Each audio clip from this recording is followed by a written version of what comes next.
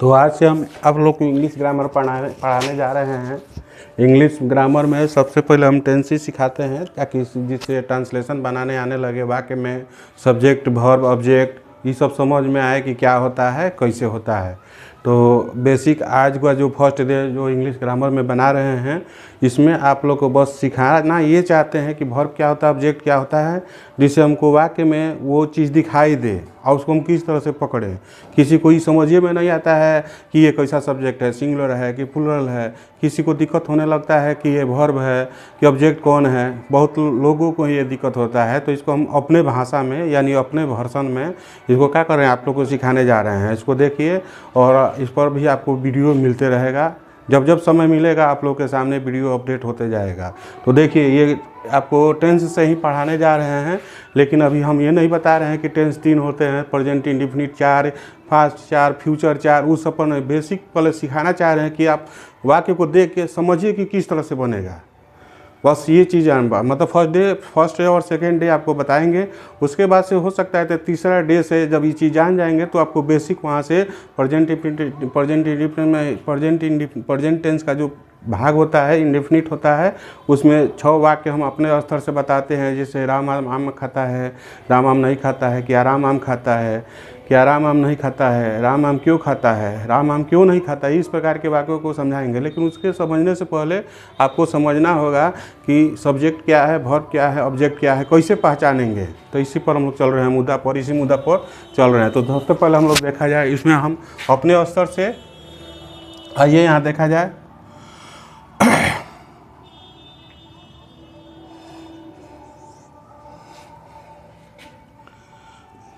ही माने क्या होता है, तो ही माने वह होता है। इसका मतलब किस सेंस में होता है, तो लड़का के सेंस में इसका प्रयोग किया जाता है। ही सी माने क्या होता है, तो वह होता है। ये किसके सेंस में होता है, तो लड़की के सेंस में सी का प्रयोग किया जाता है। ही हुआ, सी हुआ। उसके बाद देखा जाए ईट माने क्या होता है, तो यह होता है। ये निर्जीव वस्तुओं के लिए इसका प्रयोग किया जाता है। दूसरा में देखा जाए उसके बाद क्या होता है, तो नेम होता है, NAME।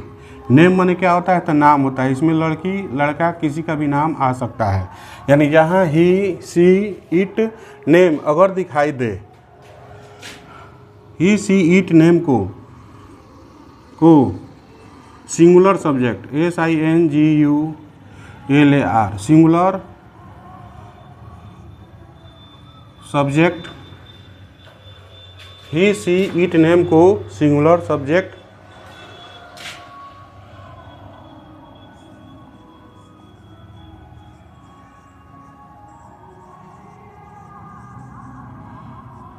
इसको थर्ड पर्सन भी कहा जाता है। लेकिन हम लोग थर्ड पर्सन और फर्स्ट पर्सन और सेकंड पर्सन के बारे में जिक्र नहीं करेंगे। इसलिए नहीं करेंगे कि उस मैटर को लेकर चलेंगे तो इस वाक्य को समझाने में दिक्कत होगा और आपको बच्चा सबको भी समझ में दिक्कत आएगा। इसलिए बस आपको समझना ये है कि ही सी इट नेम को क्या कहा जाता है, तो सिंगुलर सब्जेक्ट कहा जाता है। पहला पॉइंट।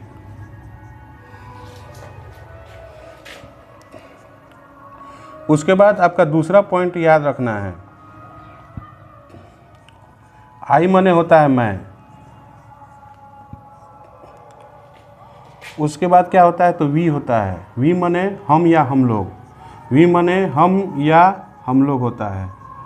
वी माने क्या होता है, तो हम या हम लोग होता है। तो आई वी को क्या कहा जाता है, फर्स्ट पर्सन कहा जाता है।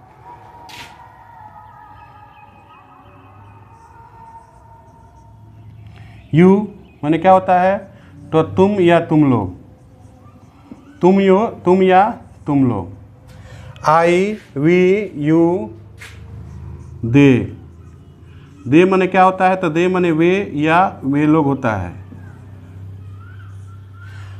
आई वी यू दे को प्लूरल सब्जेक्ट कहा जाता है। PLURAL plural, SUBJECT plural subject कहा जाता है। इस बात को समझना है। तीसरा पॉइंट इसमें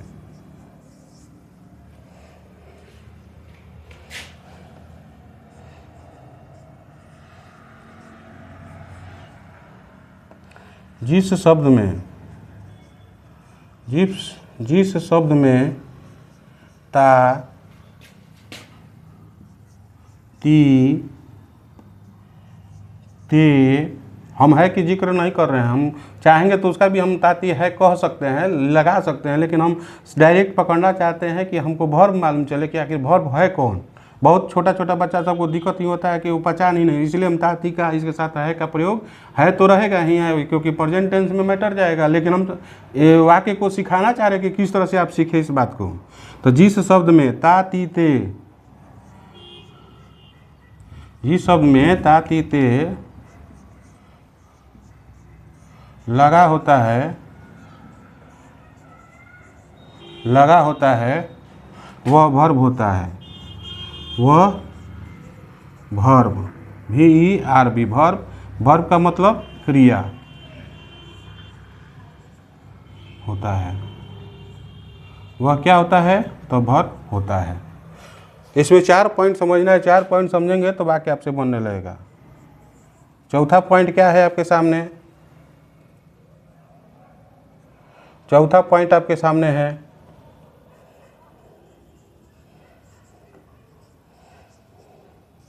सब्जेक्ट का मतलब होता है कर्ता। कर्ता सब्जेक्ट तथा वर्ब VERB। वर्ब माने क्या होता है तो क्रिया होता है।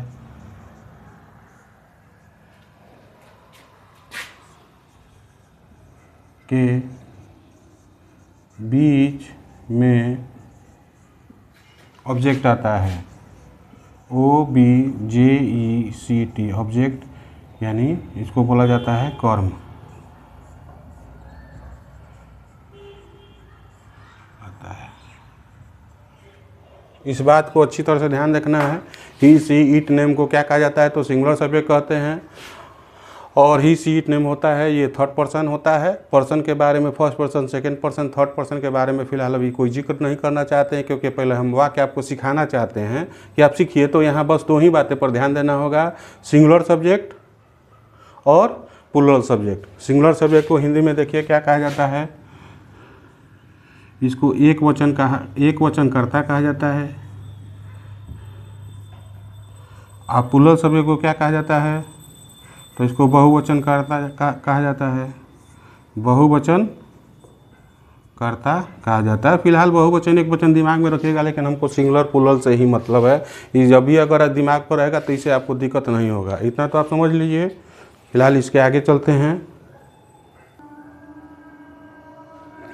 तो आइए देखते हैं 5 नंबर में क्या आपको करना होगा।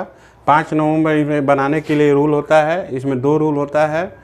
Singular subject verb plus S या ये सब्जेक्ट होता है, और दूसरा जो होता है आपका प्लूरल सब्जेक्ट वर्ब एस। देख रहे हैं ना, जब भी प्लूरल होगा तो वर्ब में एस या एस का प्रयोग नहीं किया जाता है, यानी प्लूरल सब्जेक्ट का इंग्लिश लिखते हैं, वर्ब लिख दे हैं और उसके बाद ऑब्जेक्ट लिख देते हैं, उसके बाद फुल स्टॉप लगा देते हैं।